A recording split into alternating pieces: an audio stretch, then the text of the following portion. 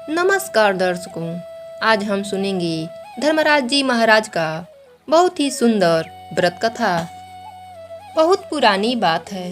एक राज्य में प्रजापति नामक एक राजा राज करता था। उसके पत्नी का नाम कौशल्या था। रानी कौशल्या धर्मराज जी की परम भक्त थी। साथ ही उन्हें घोड़सवारी का भी बड़ा शौक था। इसलिए 2 घोड़ों को हमेशा अपने पास रखती थी। रानी कौशल्या जब भी धर्मराज जी का व्रत, पूजा पाठ और कथा कहती तो घोड़ों के जोड़ी में से एक घोड़ा बड़े ही ध्यान से उनकी कथा सुनता और अपने साथी से भी कहता, तुम भी धर्मराज जी महाराज की कथा सुन लो।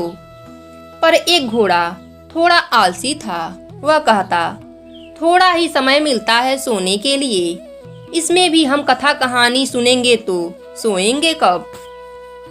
इस प्रकार एक घोड़ा नियम अनुसार कथा सुनता और दूसरा सोता रहता। कुछ दिनों बाद दोनों की मृत्यु हो गई। धर्मराज जी की कथा सुनने के पुण्य से एक घोड़ा राजा के यहाँ राजकुमारी के रूप में जन्म मिला और दूसरे घोड़े को उसी राज्य में गधे का जन्म मिला। धीरे धीरे राजकुमारी 14 वर्ष की हो गई। राजा ने राजकुमारी का विवाह करने का सोचा। राजकुमारी के लिए बहुत ही सुंदर राजकुमार देखा। राजकुमार से राजकुमारी की शादी हो गई।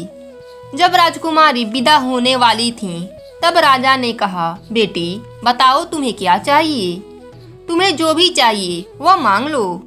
उस राजकुमारी की नजर उस गधे पर पड़ी। गधे को देखते ही राजकुमारी पहचान गईं। तब उन्होंने राजा से कहा, पिताजी मुझे यह गधा चाहिए। राजा ने कहा, राजकुमारी तुम इस गधे का क्या करोगी? तुम और कुछ जो भी चाहिए, धन दौलत, हाथी घोड़े, हीरे जवाहरात, वो ले लो। राजकुमारी ने कहा, नहीं पिताजी, मुझे तो यह गधा ही चाहिए। राजकुमारी के जिद के आगे राजा को झुकना पड़ा। फिर राजा ने कहा, ठीक है बेटी, अगर तुम्हें गधा ही चाहिए तो इस गधे को अपने साथ ले जाओ।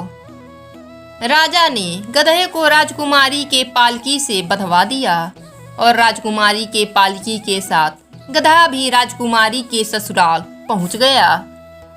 राजकुमारी के ससुराल वाले गधे को देखकर सब आश्चर्य में पड़ गए कि राजकुमारी के साथ यह गधा क्यों आया है, राजकुमारी गधे को अपने साथ क्यों लाई हैं। फिर राजकुमारी ने गधे को अपने महल के सीढ़ियों के नीचे बंधवा दिया।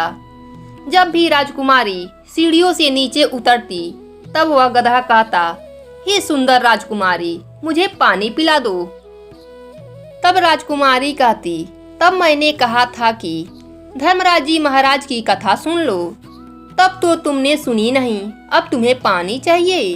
और वह उससे बातें करने लगती। समय बीतता गया।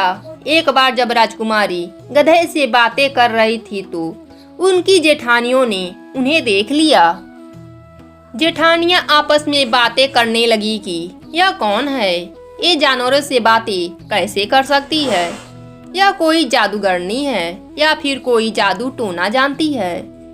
जेठानियां समझ नहीं पाई कि यह जानवर से कैसे बात कर रही है। जेठानियां भागते भागते अपने देवर जी के पास गईं। उन्होंने राजकुमार से कहा, राजकुमार तुम एक ऐसी राजकुमारी ब्याह के लाए हो, ये तो जादू टोना जानती है, ये तो जानवरों से बातें करती है। सब बातें सुनने के बाद राजकुमार बोला, मैं आपकी बातों पर विश्वास नहीं कर सकता। मैं जब तक अपने आँखों से नहीं देख लेता और कानों से नहीं सुन लेता, तब तक इस बातों को नहीं मानूंगा। भाभियों ने कहा, ठीक है, तो आप खुद ही देख लो। अगले दिन राजकुमार सीढ़ियों के नीचे छिप गया। राजकुमारी जब नीचे आई तो हर बार के तरह गधे ने कहा, हे सुंदर राजकुमारी, मुझे पानी पिला दो। फिर राजकुमारी ने वही बात कही और गधे से बातें करने लगी। राजकुमार यह सब बातें सुन रहा था। राजकुमार सीढ़ियों के नीचे से निकलकर राजकुमारी से पूछा, राजकुमारी यह कौन है? तुम इससे कैसे बात कर सकती हो?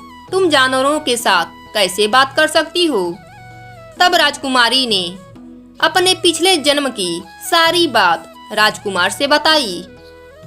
राजकुमार बोले, धर्मराज जी महाराज का कथा सुनने का इतना बड़ा पुण्य है।